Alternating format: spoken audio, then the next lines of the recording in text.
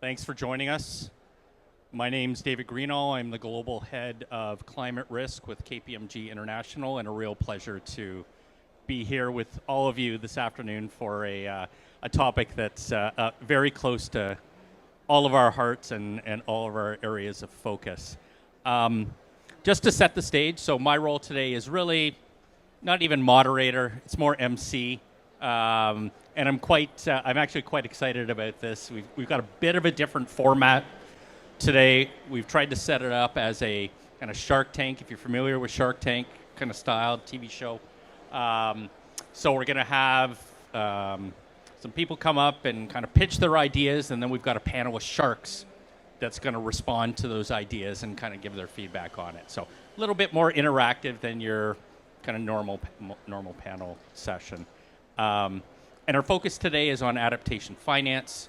I don't need to tell anyone in the room about the importance of adaptation and the need to close the gap between our adaptation ambition and the actual needs of adaptation and the implementation on the ground. And in terms of implementation obviously multifaceted in terms of dimensions, finance, a very critical aspect of that, very clearly.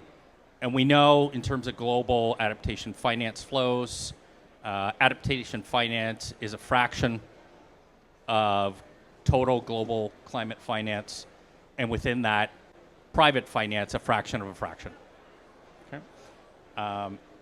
Clearly at a global level, at a societal level, the business case for investing in adaptation is very clear in terms of avoiding losses and the societal economic benefits of that.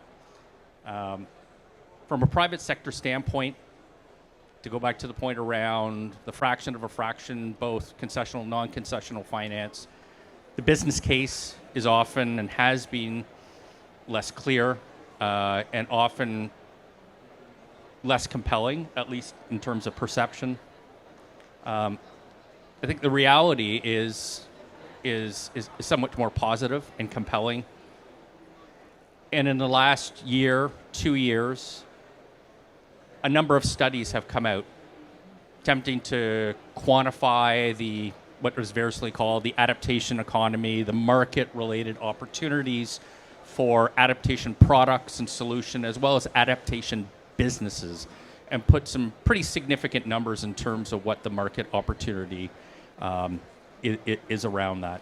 The challenge is to bring forward those cases, make clear how compelling the opportunity is, and really try to drive forward, and in doing so, hopefully, to drive forward adaptation finance, both at scale and at pace.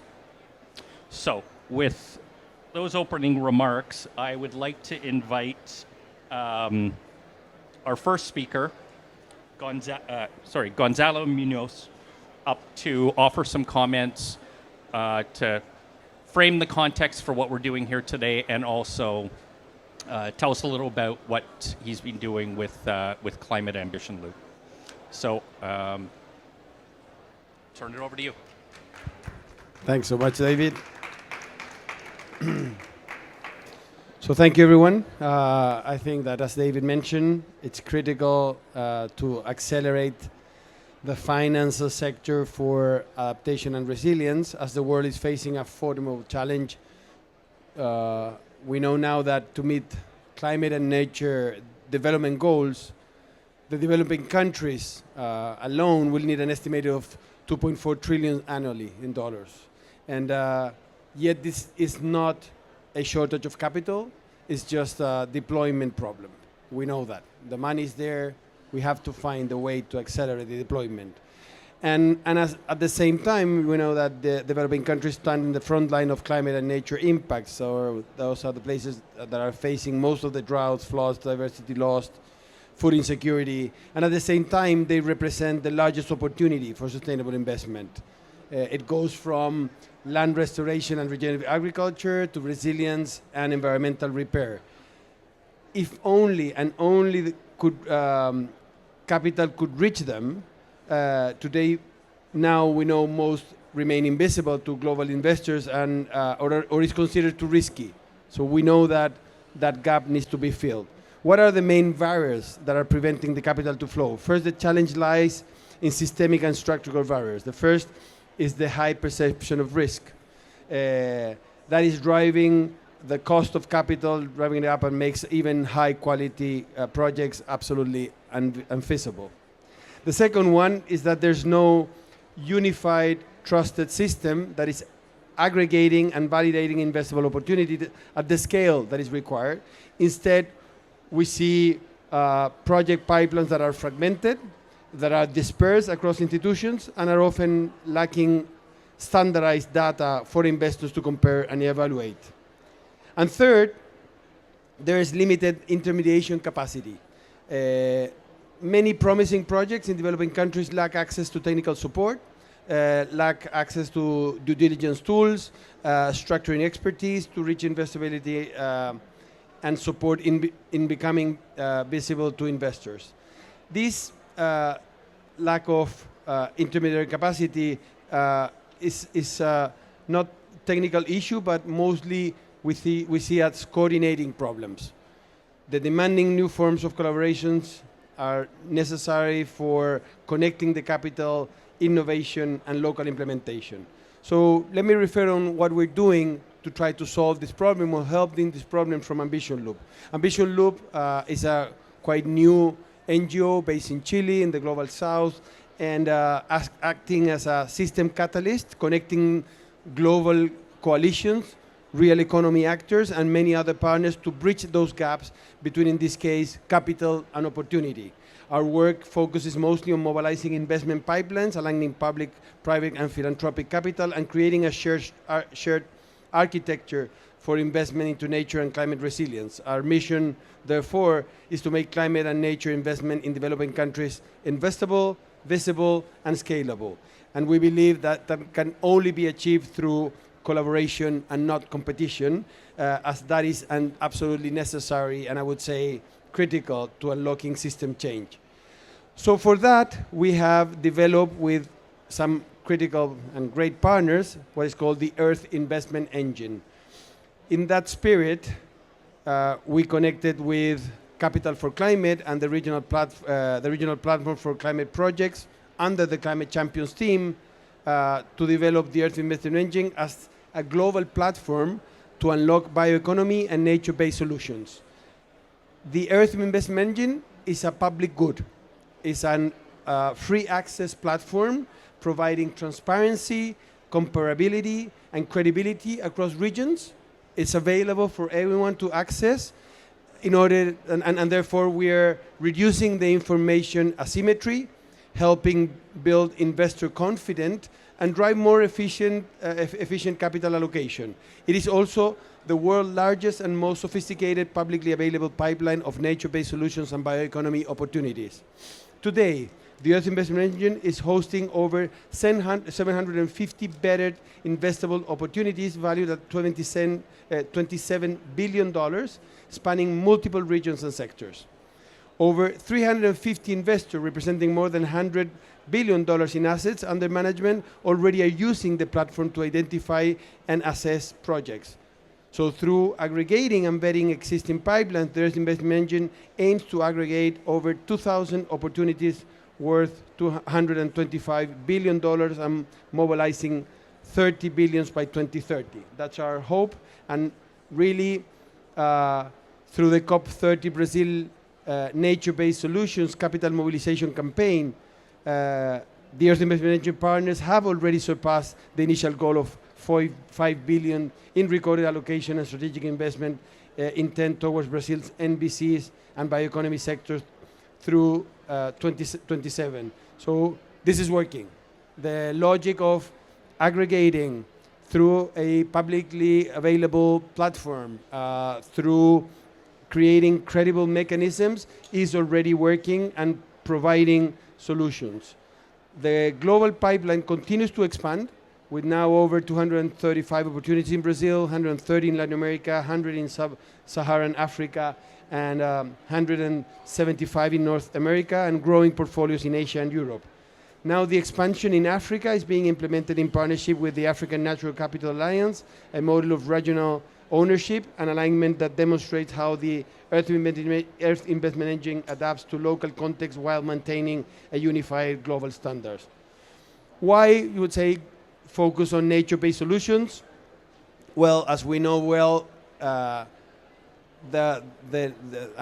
how it was defined by the logic of the race to resilience, for many people, the need of resilience starts in the connection with land and nature that is being degraded. So we know that now with the bioeconomy and nature-based solutions, that is representing most of the most cost-effective and equitable pathway to achieve climate goals and resilience for those people and those communities living in the natural or agricultural regions. Nature-based solutions we know that can deliver 1/3 of the emissions reduction required by 2050, and often at the lowest cost of capital compared to engineered carbon removal or energy transition technologies. But beyond carbon, they generate co-benefits in biodiversity, in food security, sustainable livelihoods, and of course, that contributes to more resilient communities. Investing in regenerative agriculture strengthens food systems and restores soil health. Supporting mangrove restoration enhances coastal protection and blue carbon sequestration. Financing forest and landscape restoration improves water regulation and drought resilience. So we know that while positioning the main concepts of nature-based solutions and bioeconomy, we're allowing capital flows and the logic of even mitigation tools to really help create more resilient communities. Now, the solutions already exist. What is now missing is to scale and connect. The Earth Investment Engine enables projects to gain visibility, technical validation, and direct connections to investors, accelerating capital flows to where it is mostly needed. And this integrated approach is setting the Earth Investment Engine apart from similar initiatives worldwide. It's combining now pipeline aggregation, deal acceleration, and system learning, turning fragmenting efforts into a coordinated, collaborating global movement.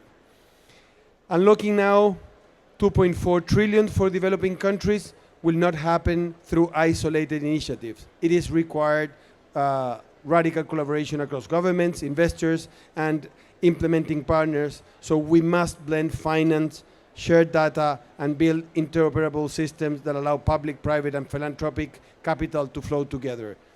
So events like this one are absolutely vital to showcase financial innovations and leadership, demonstrating that climate finance is not only about risk mitigation, it's about economic transformations, resilience, opportunity, and helping the people in need. The finance gap is real, and it's a huge opportunity. The Earth Investment Engine exists to make that opportunity visible, investable, and scalable. The next trillion for climate resilience will not come only from one source, but from a connected ecosystem built on trust, transparency, and collaboration.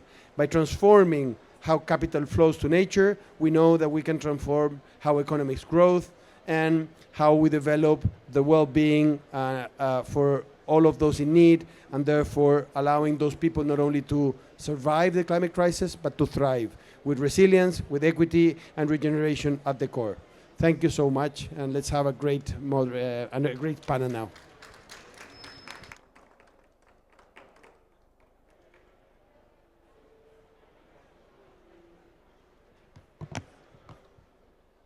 Thank you so much, Gonzalo. What a fantastic way to tee up our Shark Tank session. And I think, fantastic initiative that you've just launched. I think goes directly to the heart of what we're talking about and the fact that these opportunities exist. They exist today, but for various reasons, the capital, they have been undervalued, they have been undercapitalized, and we need to create ways to unlock them. So hopefully we'll do our bit to advance that a little bit today. And under the broad theme of how do we get adaptation capital flowing, I would like to start by inviting our sharks. If you'd like to come up and take a seat. I think we've got 3 of them here at the moment, and one more, Sean, may be joining us shortly. Okay.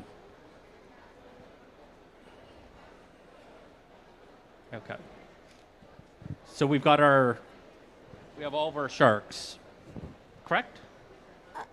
I can correct. I'm a nursing shark. I'm the nice kind of sharks. Okay. Maybe if everyone's got if you could just introduce yourself and who you are, and then we'll have our first presenter come up. Hi, everyone. I'm Christina Rombitis Del Rio. I'm a senior advisor on adaptation and resilience for the UN Foundation, and I'm a mean shark. I'm a great white. So I'm Constance Chacha, the Chief Sustainability Officer for BNP Paribas Global Market. I'm also a PADI dive master, senior advisor to the Blue Bond Accelerator, and an author on a book on marine biodiversity. So I know all kinds of sharks. Hi, I'm Rachel Delez. I'm Chief Sustainability Officer for Convex Insurance. Hi, I'm Mallory Dine. I'm an Adaptation and Resilience Analyst at CADLAS, an Adaptation and Resilience Consultancy. Excellent. Well, thank you all. With that, I would like to invite our first presenter, Anuja, to come up. And the way we're going to give you a few minutes, 5 minutes to make your pitch, and then we're going to ask our panel of sharks to give their feedback and score their views on your pitch using their hands. Okay? Thank you.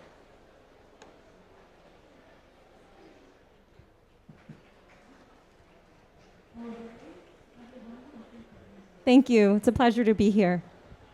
Just to introduce myself, my name's Anuja Jaitley. I'm head of global partnerships at Blue Marble. What if rivers could teach? We've gathered here in Belém, alongside the Amazon, where two truths are meeting.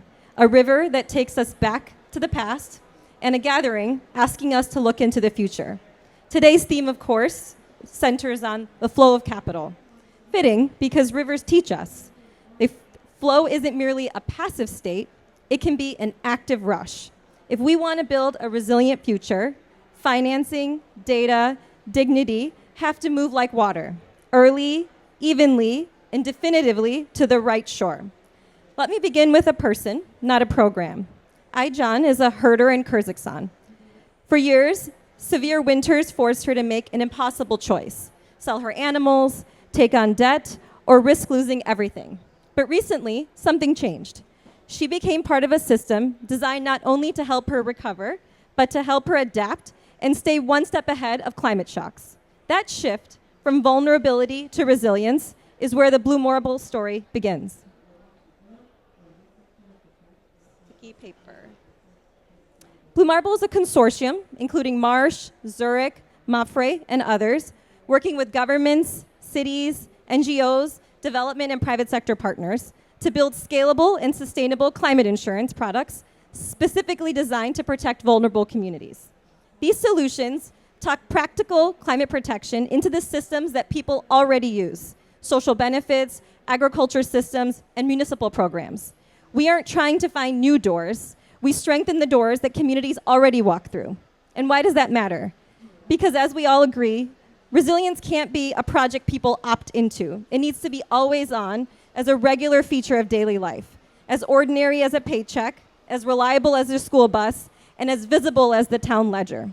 So let me paint three scenes: the village, the city, and the nation. First, the village. You've met Aycan. The innovation there is simple. Act on a forecast, not on a fallout. When a weather forecasting triggers, capital moves, feed arrives, and assets are protected. The result is a quiet, powerful impact. Families keep what they've built, and the season becomes about planning instead of panicking.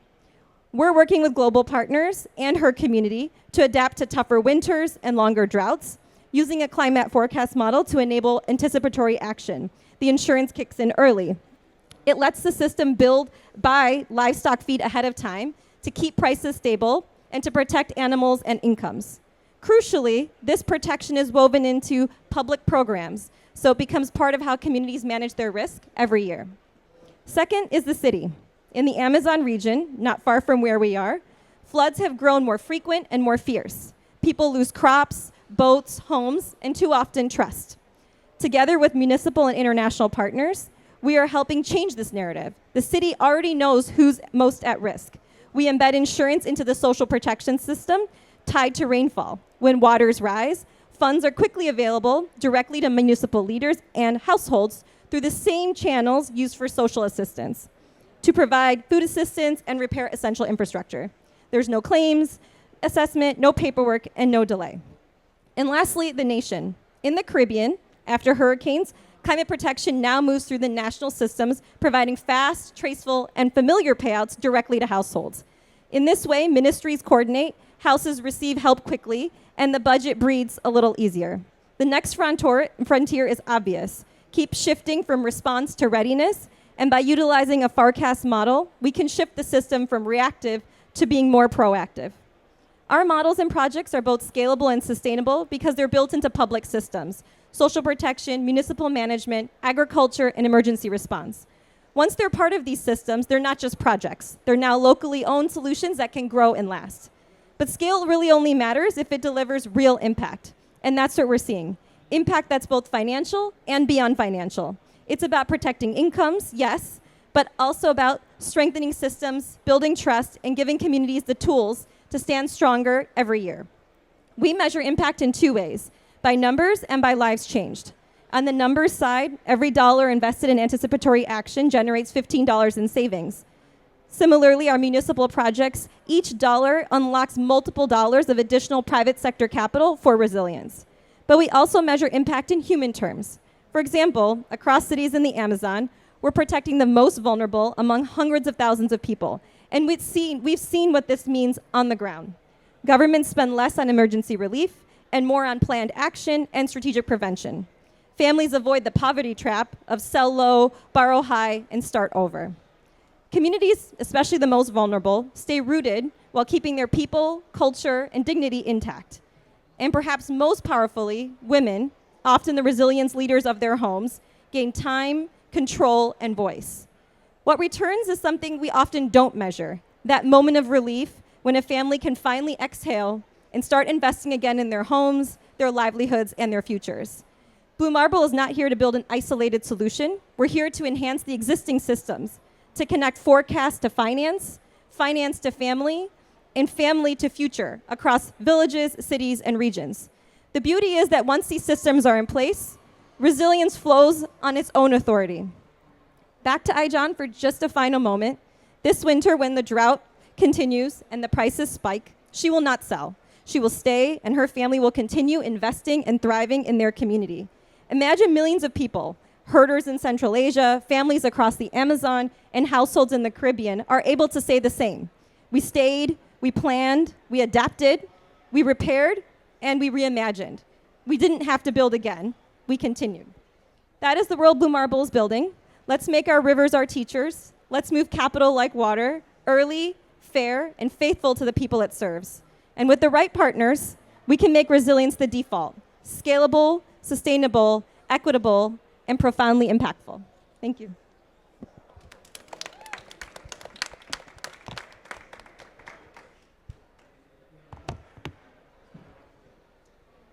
Anuja, thank you so much for that compelling pitch. Over to our panel of sharks. And I should note Sean Kidney from Climate Bond Initiative is also with us on the panel. So with that, you have about 5 minutes, and look for any comments, questions from the panel of sharks to Anuja around her pitch. I have one. So I think it's a beautiful story. I love the idea of early relief, repair. I think the question today is, how do we shift from relief and repair to preparedness? How do we move from just financing, your example, to financing irrigation systems so that they're resilient to extreme drought? How do we finance river walls to avoid the flooding? And for me, that's a big question. I think we can spend millions, billions in repairing and bringing relief. If we don't fix the problem, and if we don't invest massively in preparedness, I think we may miss the point. And I think the insurers and reinsurers that are around the table might be at some point not seeing what's the benefit for them. One by one, or? Thank you so much. And I also liked the person focus or the human aspect in your story, it's always a good reminder of all why we're all doing all of this. Also join the question here asking about how to avoid the maladaptation aspect, because we often probably do not focus on it, but also curious to know how you actually adapt your work or your product with the country's strategy. So any disaster risk management or finance strategy that are already in these countries, to avoid the reinventing the wheel and make sure that it aligns with the products and the infrastructure that are there. Thank you. Great narrative. Really, really appreciate it. Very compelling. I guess I have a question around who pays. Someone needs to make money at the end of the day, and it's not clear to me who's paying in each of the cases that you presented and how that works.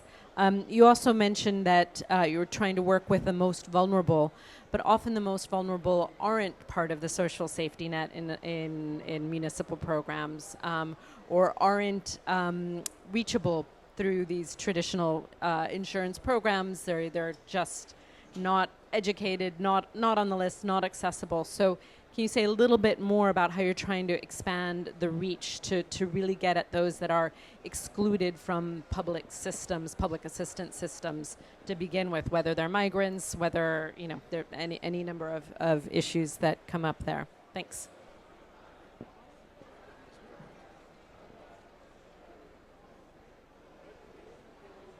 Anything you want to respond to, or good? No? Can I ask another question? So you talked about getting to scale. So what's the plan to scale up? So if you're wanting investment from us as sharks, what do you need and what are you looking for to get to scale?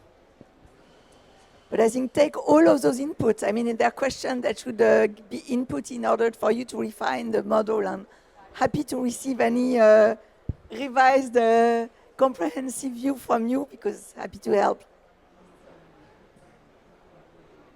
Excellent. Well, if there are no further comments or questions from the panel, maybe we'll have a quick, do a quick vote, I guess, on one hand, number of fingers, scale of 5, 5 being the most impactful pitch that you could have imagined. Just a hands up from the panel. Hmm? Yep. Yep. Do we have time? Yep. Okay.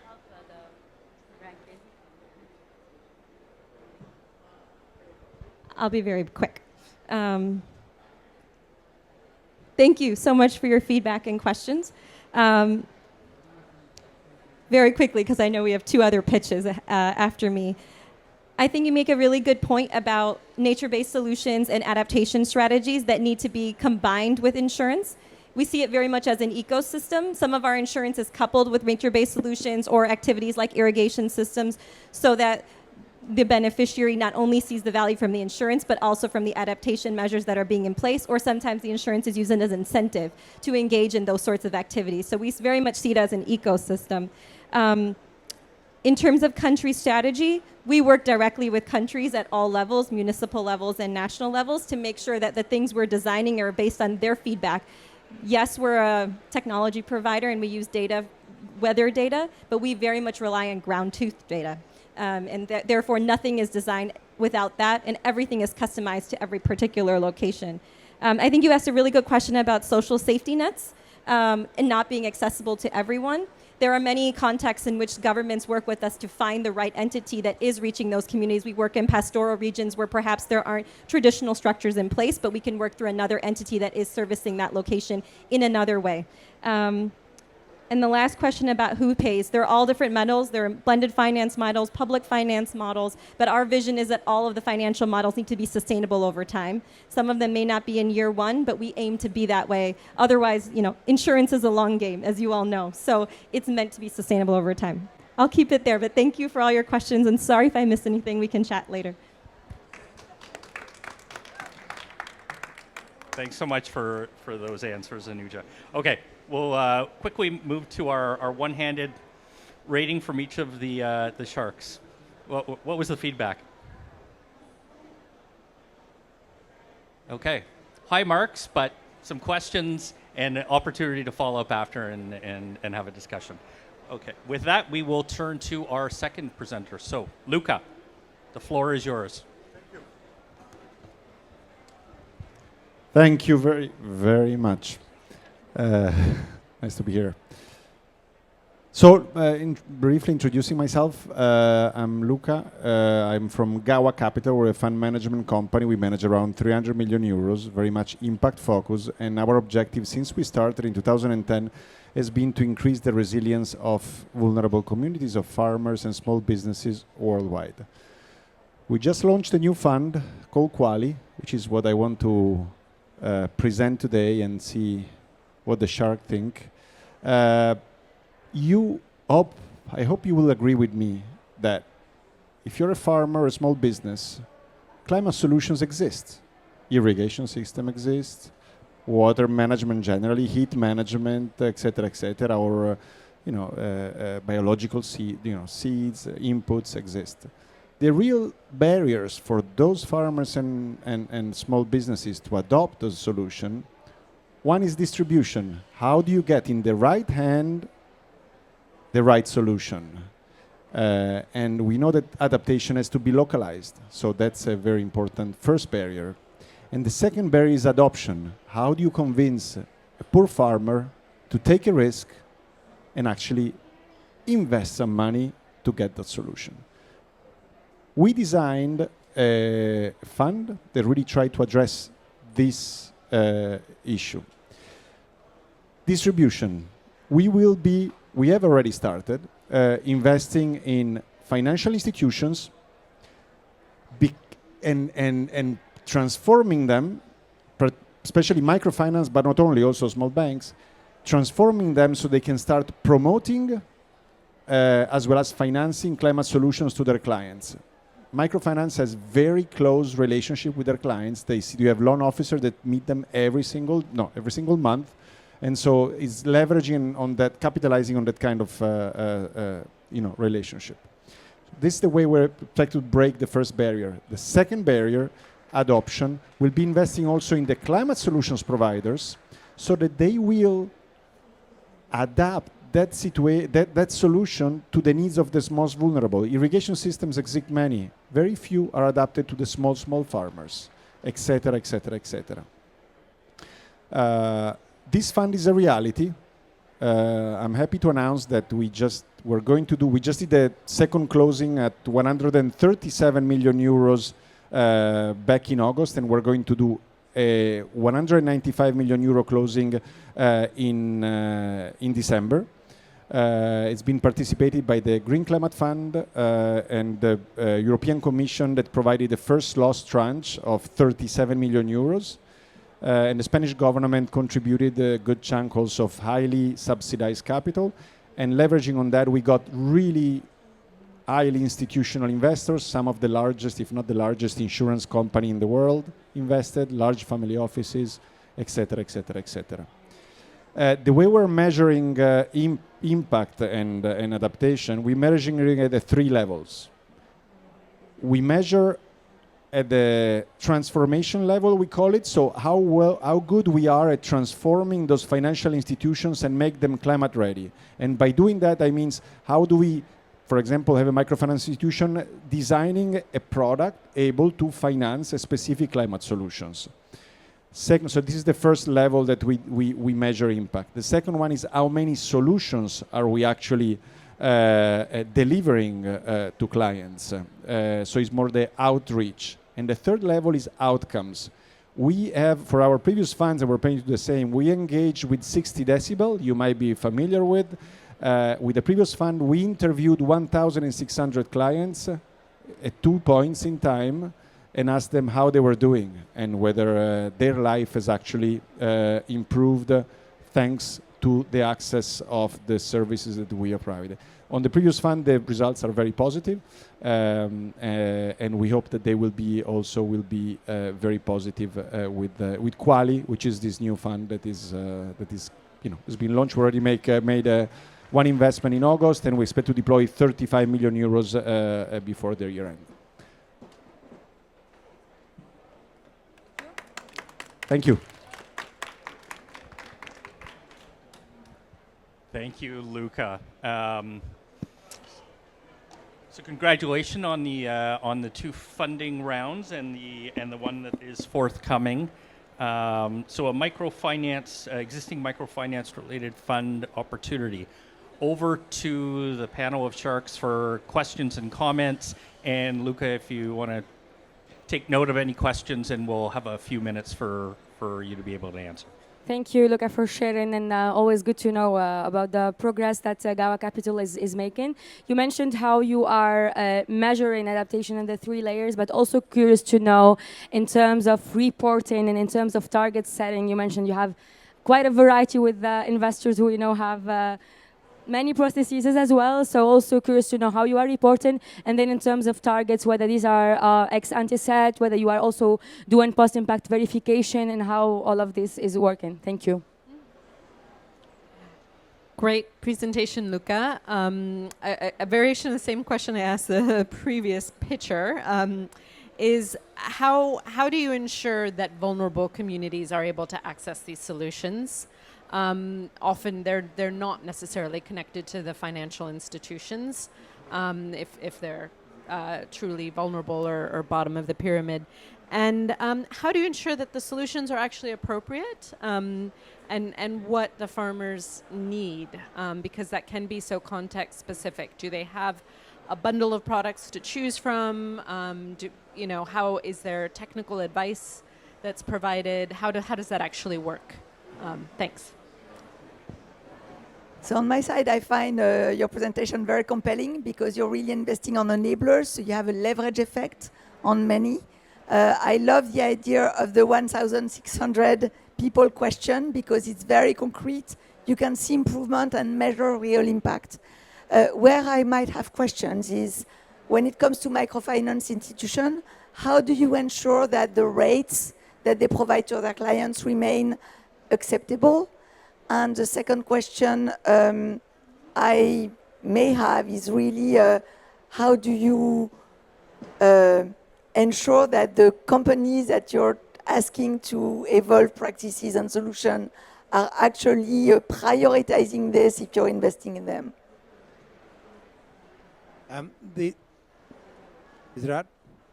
art of finance is reducing the cost of transaction and looking for quantitative above qualitative measures, of course. 1,600 client interviews sounds great, sounds qualitative, sounds expensive. Meeting clients every month sounds great, sounds expensive. So I'm curious about the cost of transaction in your system because, of course, that's going to have a direct impact on the rates you can offer. And then on the other side, on the wholesale capital costs you've got to get to raise the funds. Concept sounds great, sounds fabulous, but we need 30 billion, not 300 million. But we start with the 300 million and build it up. So full strength to you. My questions are related to scalability and speed because they're the two things that are needed. And how do you manage all of those things very quickly and low cost?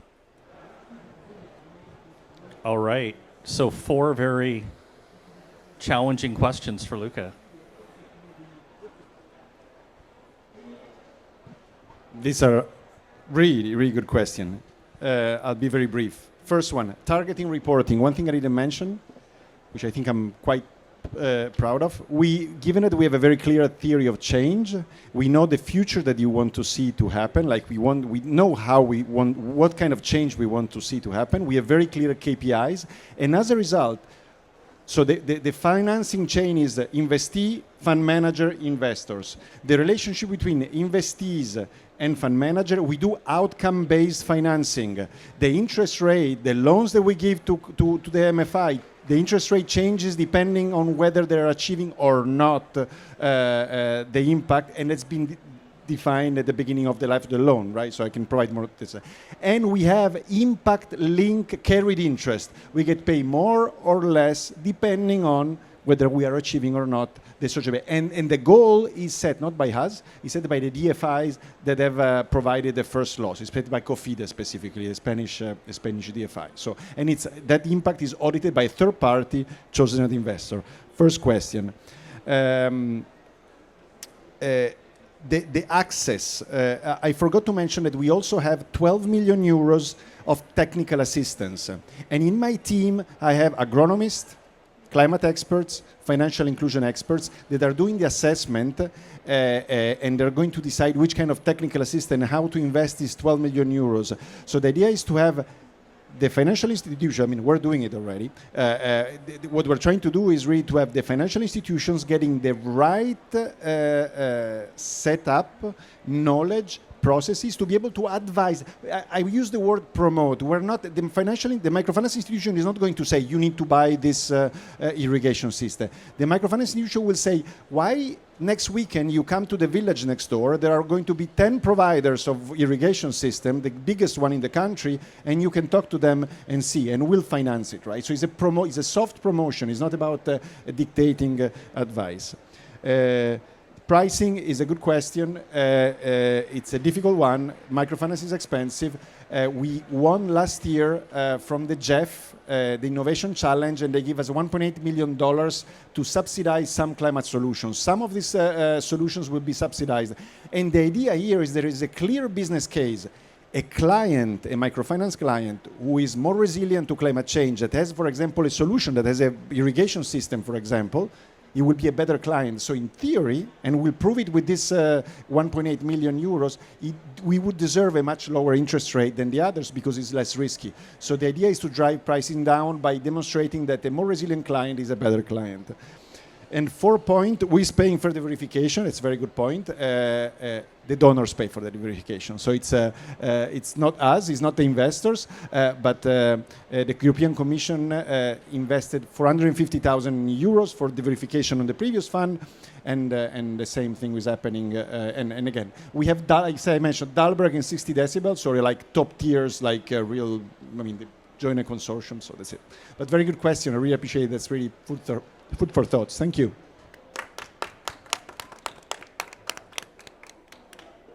All right, thank you, Luca. So let's get our quick vote from the panel of sharks. On one hand. Okay. Excellent. And with that, I will invite our last presenter, Rachel. Come on up. Hi. I obviously had ambitions of being a shark and sat in the wrong place initially. Anyway, returning to my my lower status. So we hear a lot about private finance and how it can help accelerate and find the solutions to energy transition and climate resilience and adaptation. However, that finance has to be structured in such a way that it can go into projects in the developing world. Now, I'd like to talk today about a fund originated by the Insurance Development Forum. And the Insurance Development Forum, which we are a member, is a tripartite organization through an association, a bunch of insurers, and the World Bank and the UNDP. And this fund that's been started is called the Infrastructure Resilience Development Fund.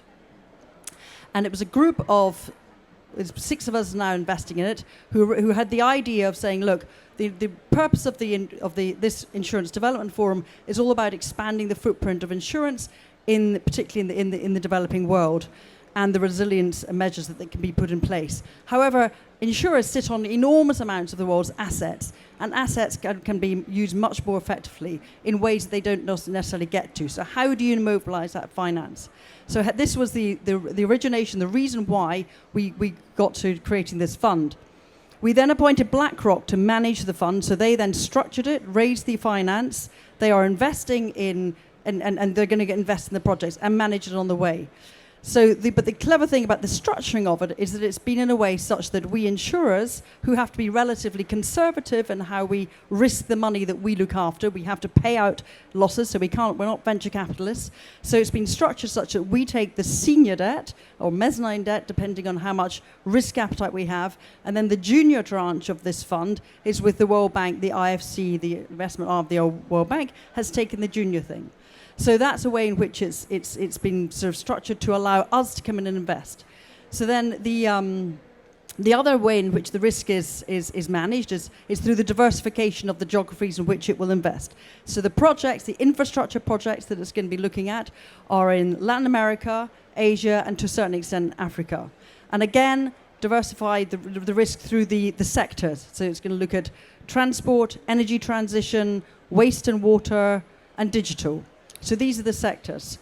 And then if I can give you a couple of examples of projects. So the fund closed last month. It's just made its first investment, which is into an energy transition power line in Central America. And what that's doing is expanding the reach of that country to another 3.5 million people. And actually, I should say that one of the really important features of the fund that we worked at, I mean, personally, I worked at it quite hard, was to make sure that the impact criteria of these projects were going to be really robust, that they couldn't just invest, that we wouldn't allow BlackRock to just go and invest in anything that passed the sort of other metrics, that it had to have robust impact metrics, KPIs. So in this instance, it can be community, like the amount of people it's reaching, or it could be to do with energy transition. So that's one example. Second that they're looking at, they're about to do, is one in a waste and management facility, a recycling facility in Colombia. That's a 120 million facility, of which this fund is investing 40 million. So that gives you a bit of an idea of some of the projects it's going to. That finance wouldn't have happened otherwise. We are too conservative to sort of go into emerging market infrastructure debt had it not been through this. So we're pretty excited. And the fund that's closed is 310 million. It's very much in its sort of pilot. We expect it. BlackRock and I are working on to expand that. So we think this is a very scalable example of how finance can be brought to emerging market infrastructure. And I hope you can all support it also.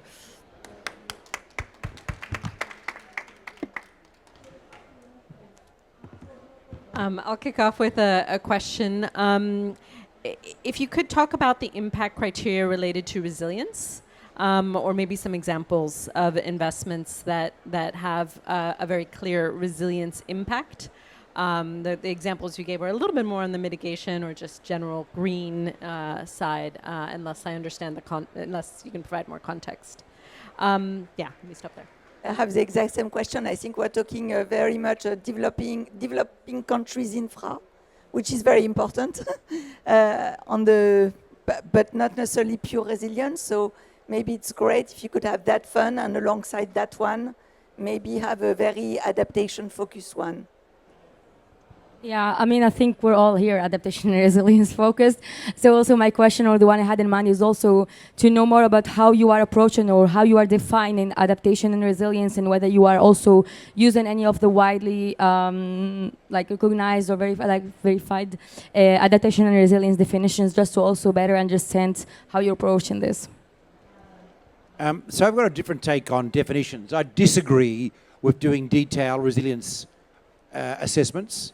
I would rather that you dealt with the global taxonomy work that's happening in resilience, which I know BNP Paribas has been doing, because that simplifies us and allows us to do tradable financing later on. We want a similar approach to resilience criteria in Jamaica, in Canada, in India to make it work. And we want a market for assets and financial products that will use those simple standardized criteria. So I just want to check in on that, because I made an assumption that BNP Paribas, of all places, will be very aligned with that, and I know BNP Paribas Asset Management certainly is, and on merging resilience criteria and going forward. That's the first point. The second point, though, is in terms of scale and exit. So great stuff, absolutely essential. We need a lot of these happening around the world now, and we are getting a lot of these happening around the world. But of course, $300 million is tiny.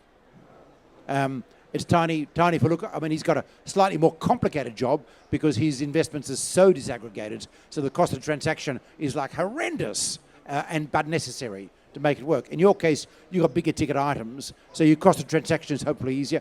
I'm curious to know about what the path looks like for two things. First, for refinancing, because that's one of the ways you churn the capital through. I want a lot of green bonds out of it, green resilience bonds out of it, clearly. But I'm also curious about the nature of the MDB appetite and what your current thinking is about exit for MDBs. Because, of course, we don't want MDBs to take on this junior risk in the long term. What we want to do is customize French investors and the like to these asset classes, and then slowly but surely edge out the junior capital, or at least the MDB junior capital. And I'm just curious about your thinking about that and what you see the horizon based on your experience so far. Okay. Maybe I'm going to say something Sean cannot say, which is his taxonomy and adaptation and resilience is absolutely fantastic. I think, thank God, we have CBI, honestly. And when we see the Tokyo Metropolitan Government issuing a CBI resilience and adaptation aligned bond because they need seawalls and they need to improve their flooding infrastructure, I mean, for me, it's a very strong sign. So congratulations, Sean. Okay, I'm going to try and remember, but I'm going to answer them sort of collectively in a couple of ways. Firstly, also, I'm Convex Insurance, so I'm not BNP, but we're one of 6 investors in this fund, which is being designed and run by BlackRock. So the resilience, the climate adaptation. So I think the main point about it is harnessing significant amounts and particularly scalable capital into projects into markets and projects that are going to make a difference. So it's not a purely climate adaptation fund. It's not selling itself in that way, but it will help with that, and that's some of the metrics. So just to illustrate, a toll road, for example, one of the projects they're looking at is a toll road. So that is being built in a geography where it would otherwise have been to address climate adaptation. So there definitely is infrastructure examples that will address that. But it's not a climate adaptation fund. It is addressing that. And I think to your point about how granular the resilience metrics should be, etc. I think that's something that that will improve. I think if as this fund evolves or has new waves of additional closings, I would hope that it can get more resilience focus, more at climate adaptation focus, using and introducing things like what you're describing in terms of the taxonomy that really would give the clarity that would need. And then your last point about bringing down the fund, the dependency upon public money, that absolutely is the case as well. So in the same vein that as you start off with it at a senior level, I wouldn't overpromise though. I do think there's a role, right? We don't want to go back to the 2008 financial crisis where what was senior was really junior, right? The junior, there is risk.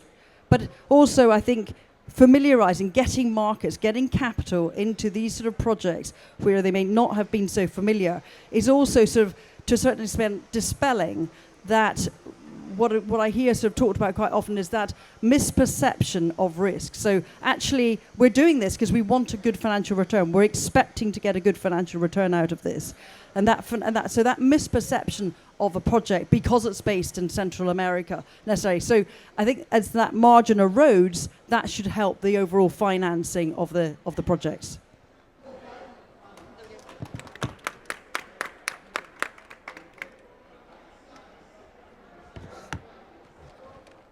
All right. Thank you so much, Rachel, for that presentation and the answers. So let's get a quick vote from our panel of sharks. Okay. Very good.